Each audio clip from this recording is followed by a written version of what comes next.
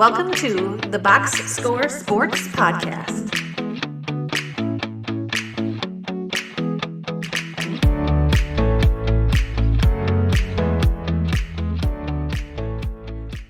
Okay, let's move on to the bad, Chris. Give me your bad for week 11. Let's go bad. Well, there's a couple options here. Let's go bad. Maybe the Chiefs, just because their offense is just not. They've been winning with defense, and that's been great, obviously, because they're 9-0. But I mean, we can talk about it more later in the contenders trust scale, but their offense is just really not very good. So I would kind of say bad for the Chiefs offense. Yeah, it's unfortunate because like they should have like what two or three more receivers if healthy than they do. Like, Brown's gone, Rice is gone. I thought there was one more that Pacheco's gone. So Yeah. like their offense is kind of like Mahomes or bust because Yeah. Kelsey's sort of like he's game to game, like Yeah. like what you're going to get because of his age. Hopkins is still kind of feeling himself out. They're trying Yeah. to get Worthy going, Yeah. but yeah, you're right. It's not up to the par that we're used to from the up to par of what we're used to from the Chiefs offense.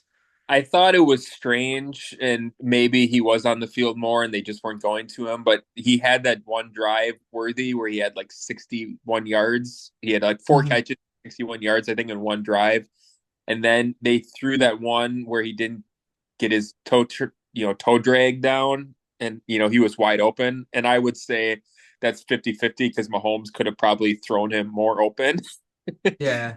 Threw him to the sideline, and whatever, he's a rookie, he didn't get his feet down, and then he like vanished from the game. And it's like you can't really afford to be like, okay, you made a mistake, rookie, go sit down. Like, he's still better than Justin Watson. And like, they threw out Juju for like a couple plays, but it's like you kind of have to just ride with them, Right, better for better correct. for worse.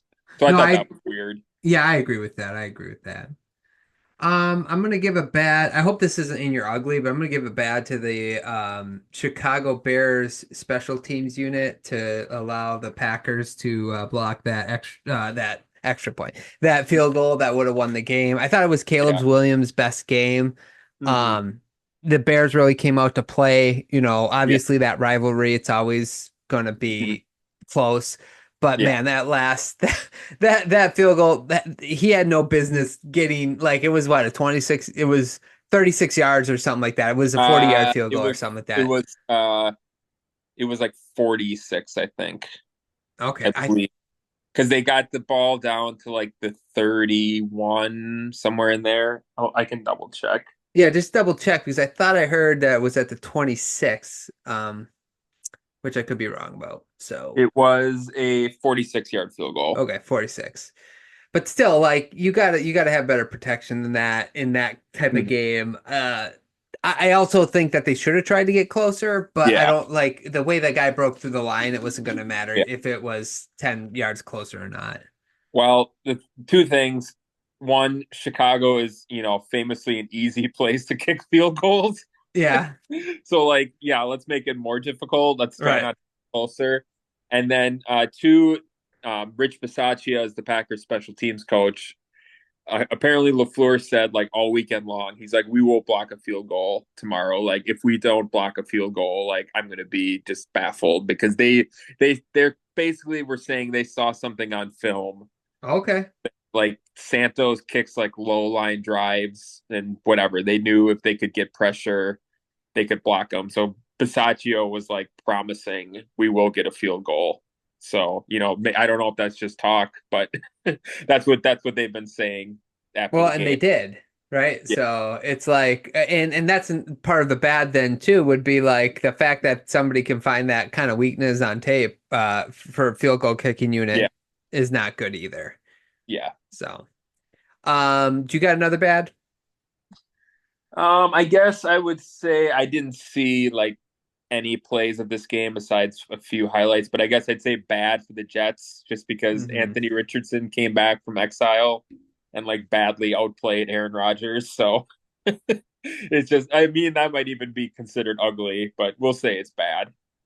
It's fair. I almost put that as my bet as well. Not only did he outplay Rodgers, but like that defense after they fired Saleh has just been like atrocious. I didn't understand why they fired Saleh, and I know some Jet fans were like, "Oh, it was a long time coming." I made a video on it, and some people said that. I'm like, well, you know, it's like 3-4 weeks into the season, 5 weeks into the season, then they trade for Adams. It's like, why don't you trade for Adams first? See if that changes things. And if it doesn't, then you get rid of Saleh. But anyway, they kind of get what they deserve at this point because that organization, they fired Joe Douglas today. So they kind of get what they deserve at this point. Yeah, I saw something.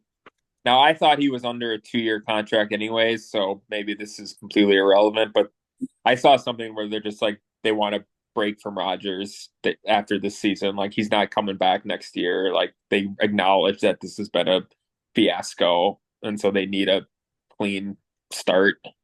Yeah. And it's true, but I'll say like they had to break free from Sam Darnold and Zach Wilson, and now it's Aaron Rodgers. It's like, well, maybe it's something a little deeper than who's playing quarterback in New York at this point, because your offense has been just putrid for the last 10 years. So I don't know what you want. And there's no reason for it to be because you have Breece Hall and Garrett Wilson and Devontae Adams. So right, correct, exactly. Okay, let's move on, Chris, to the ugly. Give me your ugly. Thanks so much for watching this clip of the Box Score Sports Podcast. I hope you guys enjoyed.